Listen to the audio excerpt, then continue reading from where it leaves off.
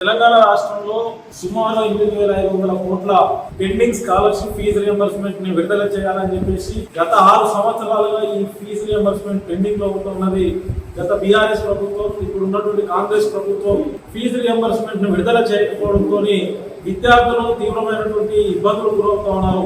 ఒకవైపున కాలేజ్ యాజమాన్యాలే ఈ రోజు కాలేజీలను బంద్ చేసి రోడ్ల మీదకి వచ్చేటువంటి పరిస్థితిని ఇప్పుడు ఉన్నటువంటి పాలక ప్రభుత్వం తీసుకొస్తున్న పరిస్థితి తెలంగాణ రాష్ట్రంలో ఉన్నది. కాంగ్రెస్ ప్రభుత్వం అధికారంలో రాగానే ఫీజు రియంబర్స్మెంట్ పెండింగ్ లో ఉన్నది మొత్తం కూడా విడుదల చేస్తామని చెప్పింది.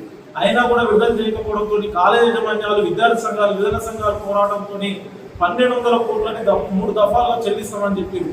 దీపావళి వరకు 1,200 కోట్లు ఇస్తా ఉన్నారు. దీపావళి పోయింది, ఇప్పుడు నవంబర్ 1 వస్తా ఉన్నది. ఇప్పటి వరకు ఎలాంటి నిధులను విడుదల చేయకపోవడంతో మళ్ళీ కాలేజ్ యాజమాన్యాలు నవంబర్ 3వ తేదీ నుంచి సమ్మెలోకి వెళ్లడంతో ఇప్పటికే విద్యార్థుల యొక్క భవిష్యత్తు రోడ్ల పాలవుతా ఉన్నది.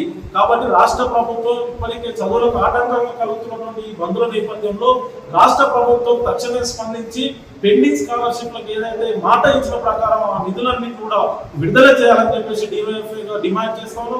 ఈ నెల 30వ తేదీన ఎస్ఎఫ్ఐ తలపెట్టినటువంటి విద్యా సంస్థల బంద్కు పెండింగ్ లో ఉన్నటువంటి స్కాలర్షిప్ ఫీజు రియంబర్స్మెంట్ విడుదల చేయాలని 30వ తేదీన జరిగినటువంటి ఈ బంద్కు భారత ప్రజాతంత్ర సమైక్య డివైఎఫ్ఐ తెలంగాణ రాష్ట్రానికి సంపూర్ణమైనటువంటి మద్దతు తెలియజేస్తున్నది.